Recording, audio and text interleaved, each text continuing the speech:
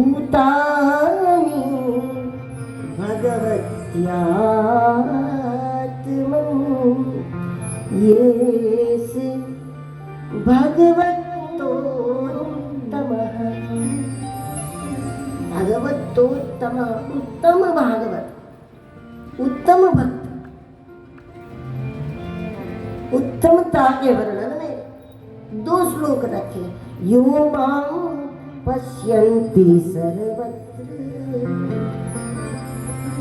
जो सब में भगवान को देखता है वो उत्तम भक्त है। कभी ये चिंता न करें कि हम सब में भगवान को देखें, तब तो कोई भी ठग लेगा। हम सब में भगवान देखें और जो भगवान है ही नहीं, चोर है, ठग है, और हम तो सब में भगवान देखें और सब में भगवान देखें, तब तो दुखी हो जाएंगे, भारी नुकसान हो जाएगा। ऐसा नहीं होता। सब में भगवान मानने से शायद हमें सावधान रहना पड़ता है, लेकिन जब सद्गुरु दृष्टि प्रदान कर दें और हमको सब में ब्रह्म दिखने लगे, भगवान दिखने लगे, और अगर वो हमको ठगना प्रयास भी करें तो हमने उसमें जो भगवान देखा है वो भगवान उसको उसमें सफल नहीं होने देंगे, या फिर हमको सावधान करेंगे।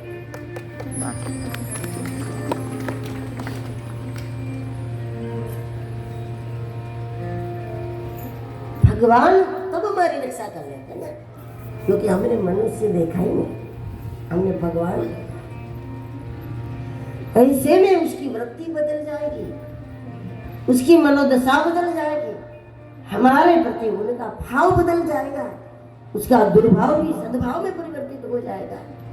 इसलिए हमें बाहर ज्यादा सुधारने की आवश्यकता नहीं, अपनी आंखों का ऑपरेशन करने की बड़ी आवश्यकता है। जब हमारी दृष्टि भी शुद्ध हो जाएगी तो फिर हमारे साथ, और ऐसी बहुत घटना है, कई संतों के विषय में कथाएं मिलती हैं। वाल्मीकि जी के आश्रम में शेर और गाय साथ साथ रहते हैं, हिंसक प्राणी और अहिंसक प्राणी एक साथ रहते हैं। हिंसक प्राणी अब हिंसा नहीं करते, तो इसका भाव ये नहीं है कि वहां गाय और शेर को साथ में रखा हुआ है, लेकिन मानव रूप में जो हिंसक लोग हैं वो भी हिंसा नहीं कर पाते, कोशिश करते हैं, कर नहीं पाते, और धीरे धीरे एक बार फेल, 2 बार फेल, 10 बार फेल, 100 बार फेल, और जब हर बार फेल हो जाएगा आखिर उसको लगेगा कि मुझे सुधरना पड़ेगा, या चतुराई काम नहीं आएगी, या हमारी चालाकी काम नहीं करेगी। तो उसके बाद फिर उसको बार बार मार खाने के बाद, जाते थे मारने के लिए मार खा के आते, जाते फिर मारते फिर मार खाते, तो ऐसे में आखिर दुष्ट व्यक्ति भी बार बार दुष्टता करके थक जाता है, और फिर उसको लगता है कि अब मुझे ही बदलना पड़ेगा, मुझे सुधरना पड़ेगा। उसकी द्वेष बुद्धि सद्बुद्धि में परिवर्तित होती है, मजबूरी से भी आखिर। लेकिन ऐसे में हमारा अहित नहीं होता है, कोई हमारी रक्षा करता है, कोई हमको सावधान करता है, कोई हमको जगा देता है किसी न किसी निमित्त से, लेकिन हम जाग जाते हैं, हम सावधान हो जाते हैं और एक बहुत बड़े पतन से हम बच जाते हैं।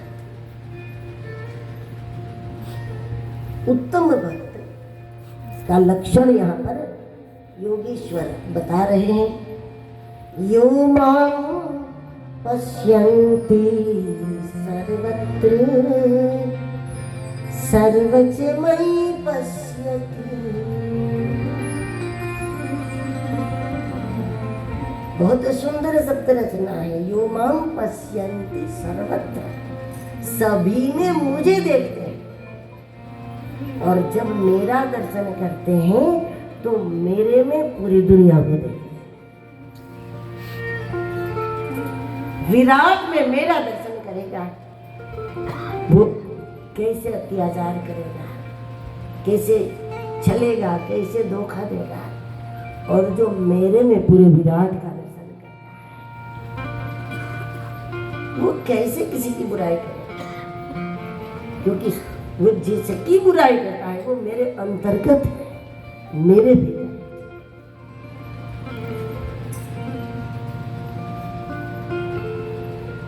उत्तम प्रकार का ये भक्त है जो सब में भगवान को देखे, केवल भगवान के स्थानों की पूजा, भगवान की मूर्तियों की पूजा तक वो सीमित न रहे।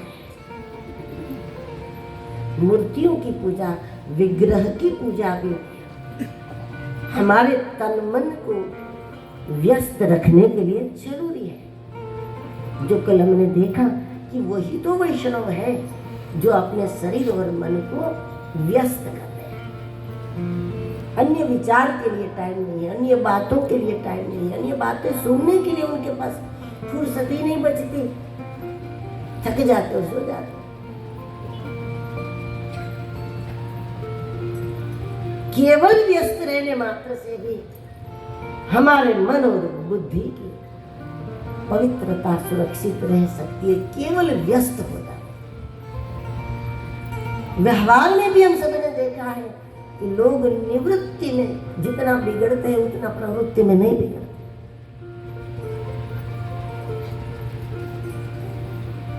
निवृत्ति का अर्थ यह है नहीं कि काम न करो, निवृत्ति का मतलब है वृत्ति को शांत करना। व्यक्ति की निवृत्ति नहीं होती, वृत्तियों की निवृत्ति है। वृत्ति निवृत्त हो जाए, ये दिखा देना है, उसको दिखा देना है, इसको दिखा, कोई ना कोई हमारा टारगेट होता है कि बस इसको दिखा देना है, इसको गिरा देना है, इसको ये कर देना है। इस प्रकार की वृत्ति के बिना भगवान ने जो समय दिया है, संपत्ति दी है, सामग्रियां दी है, बस भगवान के लिए हम उसके द्वारा काम करते रहे और उसी में खुद को व्यस्त कर दे ताकि हमारी मन बुद्धि शुद्ध रहे। व्यक्ति की निवृत्ति नहीं होती, व्यक्ति की निवृत्ति में तो बहुत गलत काम होता है, बहुत गलत विचार। अरे हर काम को भी आप देखो तो कभी आप कामकाज में व्यस्त हो, सफाई करनी है, रोटी पकानी है, जब आप कामकाज में व्यस्त है तब एक भी बुरा विचार आता है आपके दिमाग में कभी, जबकि घर का काम है। सांसारिक काम में भी जब आप व्यस्त हो गए तो दिमाग में एक भी बुरा ख्याल नहीं आता, और जब हम भगवान को रिझाने के ख्याल में पड़ जाए तो रिझा जाए।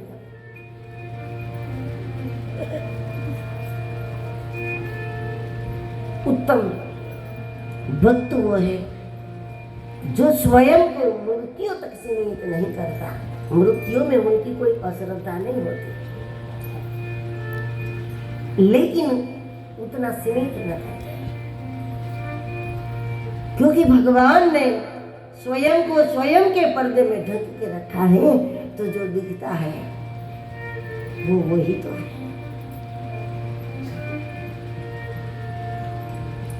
इस प्रकार भगवान का दर्शन जो सर्वत्र करते हैं, सब में करते हैं, अन्य व्यक्तियों में गुण के रूप में ईश्वर का दर्शन हमें करना चाहिए। जिसमें जो गुण अधिक है तो ईश्वर अनंत गुणों का ही स्वरूप होता है। ईश्वर मतलब क्या है?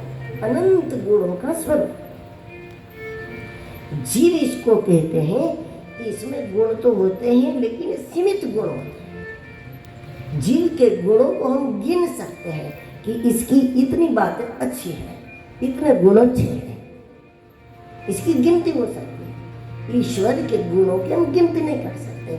अनंत गुणों का एक समूह का नाम है ईश्वर।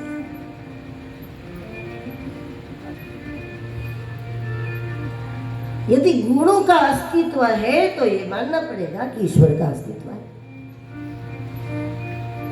जो ईश्वर का अस्तित्व नहीं मानता तो फिर इसका मतलब गुण का अस्तित्व नहीं मानता। आपके अंदर कोई गुण है, औरों के अंदर कोई गुण है, अगर आप इसको गुण कहते हो और वो गुण है, यही प्रमाण है ईश्वर है। जीवात्मा के गुण सीमित, ईश्वर के गुण अनंत है।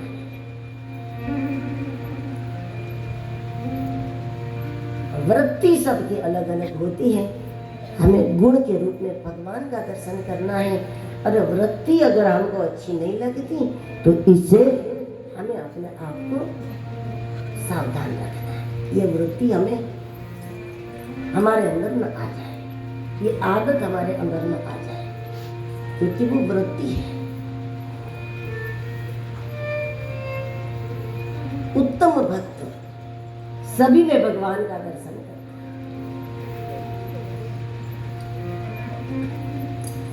क्योंकि चैतन्य के रूप में वही है। कोई आपके सामने आया, गया, बैठा, उठा, ये क्रियाएं बिना चैतन्य की तो होती नहीं। और एक आध बार भी थोड़ा प्रयोग करो कि आप दिखने वाली दुनिया को, आने जाने वाले लोगों को, आपको कोई अच्छा लगता है, बुरा लगता है, क्योंकि आदतें अच्छी बुरी हो सकती है, लेकिन उसमें चैतन्य रम रहा है। ये बात अगर आप देखने की आदत डालो तो फिर जमाना कितना भी खराब हो जाए, आपका बाल बाका नहीं होगा। जो सब में ब्रह्म को देखता है, उसी के अंदर से ब्रह्म ही आपकी रक्षा है, उससे भी ब्रह्म आपको बचाता है। उस दुष्ट व्यक्ति से भी ब्रह्म आपको बचाता है, आप जिसमें ब्रह्म का दर्शन करें।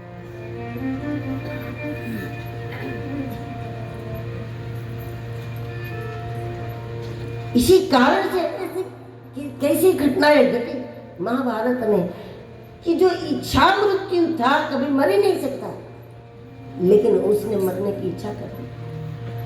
कितनी बड़ी बात है कि उसने मरने की इच्छा कर दी। नहीं तो कैसे मरेंगे, भीष्म पितामह कैसे मरेंगे? जो वरदान प्राप्त है, युद्ध मैदान में जब प्रवेश किया था, उस समय भीष्म पितामह की उम्र थी 186 वर्ष।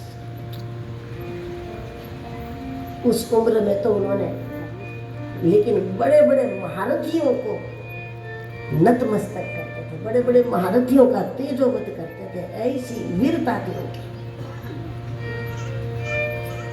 वो कैसे गिरेंगे?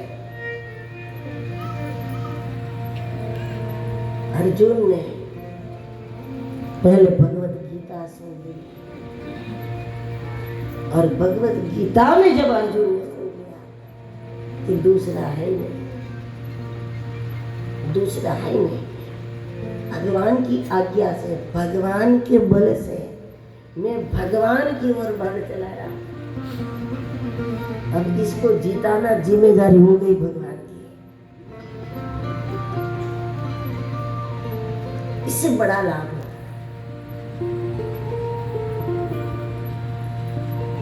कितना भी दुष्ट जमाना, कितने भी दुष्ट लोग पतन नहीं कर पाएगी आपका, यदि आपके अंदर ब्रह्म को देखने वाली आंख है। ये दृष्टि हमारी रक्षक बन जाती है। ये उत्तम प्रकार है, मध्यम प्रकार बताया।